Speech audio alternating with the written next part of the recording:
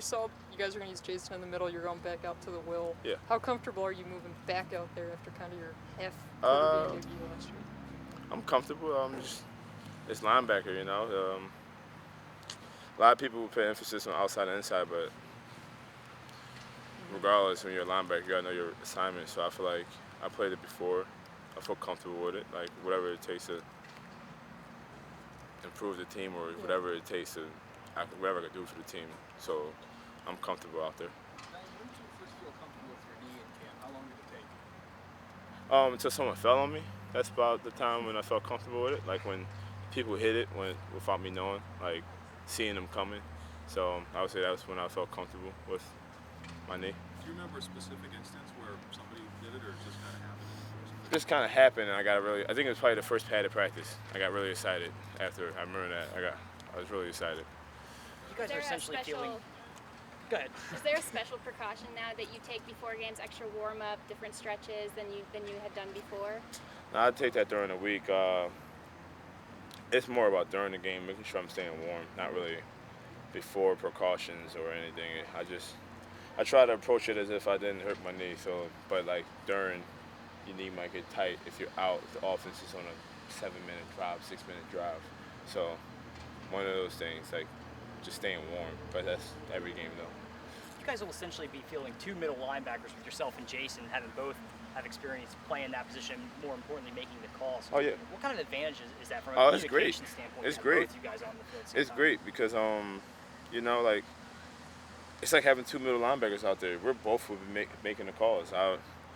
Whether the blitz or the front or whatever, it got to be set a certain way. You'll hear both at the same time echoing, saying the same stuff to each other and to everyone else. So, like, it's very comfortable when you know someone else out there is talking just as much as you, because everyone has a brain fart. So just knowing that I'm on one side of the field, he's on the other side of the field, most likely we can eliminate those brain farts from each other or anyone else on the defense.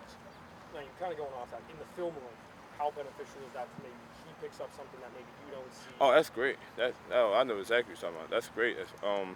Because a lot of guys in this linebacker room are interchangeable. So, like, there might be something that we might not catch up on the clip, and whether it's a Will spot or Mike spot, like someone would say something, hey, Jason, blah, blah, blah, look at this. Like, you see what just happened? Oh, I didn't even notice that, blah, blah, blah. Vice versa for everyone else. So it's very nice that, like, everyone can play multiple spots, so you're not just paying attention, locked in on your spot, you're paying attention to all your assignments across the board.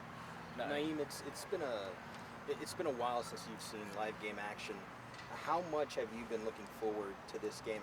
How long have you I'm looking forward to it a lot. The closer we get to it, the more excited I get. Yeah, like we got 3 days. I'm just excited just to get back out there. Like I've been making sure I do what I gotta do in practice, run as hard as I can, get game reps. So like when I go out there, I can eliminate mistakes. James told us he doesn't do anything really unique to prepare for the first game of the season in terms of mental rituals, anything like that. But do some of your teammates have unique things that they do before games? Right, just like every game, or Either just like every the first game or game. the first one. Anything unique that sticks out to you? Only one I could think of which went viral last year because he actually started bleeding was Ben Klein's head button. he actually does that every game, but it just usually doesn't bleed. I guess he was just amped up that time, and maybe like a few guys who really can't rap likes to freestyle as they're walking out. You know, they like to make a little music like to themselves. So that's all I could think of. I can't think of anyone who has like a ritual, like this is what I do. I gotta sit here. Only thing I can think of is linebackers love reading programs before the games. We love that. Yeah, so. What do you Like the game programs? Yeah, Or? we get the books in the locker really? room, so nice reading the programs. So that's what I like to do. What do you like them? What's in it that you It's like? relaxing. You get to the building. Back in the day, they used to get here early, so you had to get ready for a game. But now we get here so early, we got some downtime. You can just go through the book, look at like little fun things, like I don't know, compare each other's stats, look at their stats, look at the pictures, look at people on their team.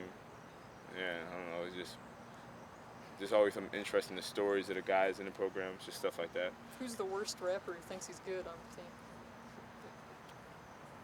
Are there more than one? Probably me.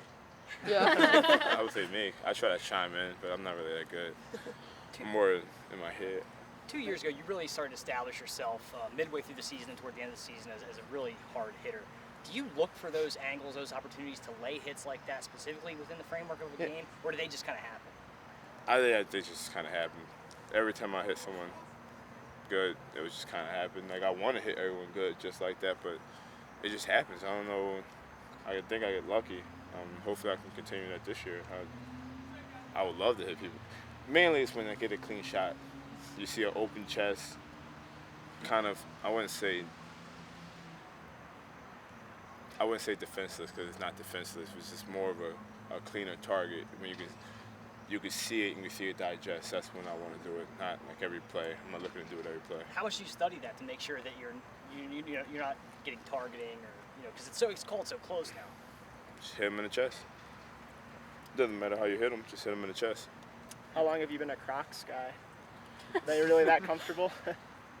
The funny part about these Crocs are probably 3 years old. They're not mine. Jordan Lucas is my roommate, and he got tired of them and left them in my room. In about a few months, he never came back for them. Then I just took them in, and now I wear them all the time. I even wear them in class. I love these things. Do you plan to pass them down the line to another player when you leave? If they want to take them, but I don't think everyone like my Crocs. Everyone commented on my Crocs. I just think they don't like them.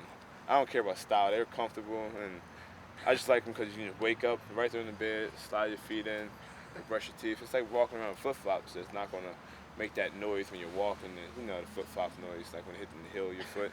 So that's pretty much my thing with these Crocs. Nyeem, with this being your last season opener, are you going to take any special time to try to really savor it, or? Nah, I think it will all kick in by itself. Do the usual, come out, pray, and probably that's when it probably will kick in. I don't really think, I'm not looking to do anything special. I'm looking to make this replicate as if it's a normal game. As a game like I've prepared for. Like, I can't come out here, I'm going to savor it, but like it's like one of the things I got to stay focused on tasks. Like, we got to play Kent State. Like, it's my last game, but I think I'm going to take a little moment, but I'm not going to plan for that moment.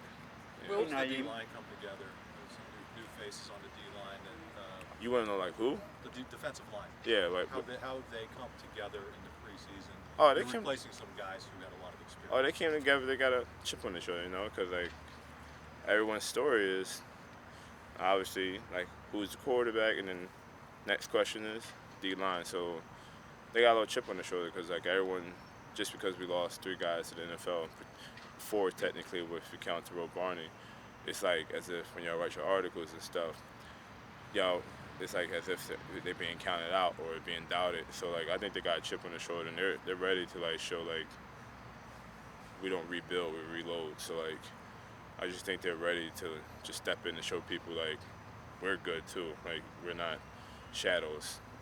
You've lost a couple seasons due to injury. Is a 6th year on your radar? Is that something you want to pursue, a 6th year? Or? Take everything one day at a time. I'm not worrying about. I'm just trying to play one game at a time. Would you be interested in it though if you could? I don't make those decisions. I don't know who makes those decisions. I don't even know how that process goes down. So I'm not sure. Hey, Nyeem, November 29th, 2014. Yeah. Remember that date? November 29th, Why is that 2014. Last year was 2015, so that was I got hurt. Yeah, before that, I was in your class. So 2014, 29th. That sounds like a game, maybe. Last time you played in Beaver Stadium. Brother, really? Yeah. Michigan State. What do you remember that game? Playing Sam, a position I never played before. Fans, I really don't remember anything. I remember playing good. That's the only thing I remember. Seems like a long time ago. Yeah, now you bring it up. Wow. It is a long time ago. Wow. Now, see, my man, he just put it in perspective. Now, when I go out there and going for my first game, it might be a little emotional because, like, wow, it's over. Wow, that's a long time. It's a year and a half, year and some change. It's 545 days. Wow. Of course he has the number. 145 days.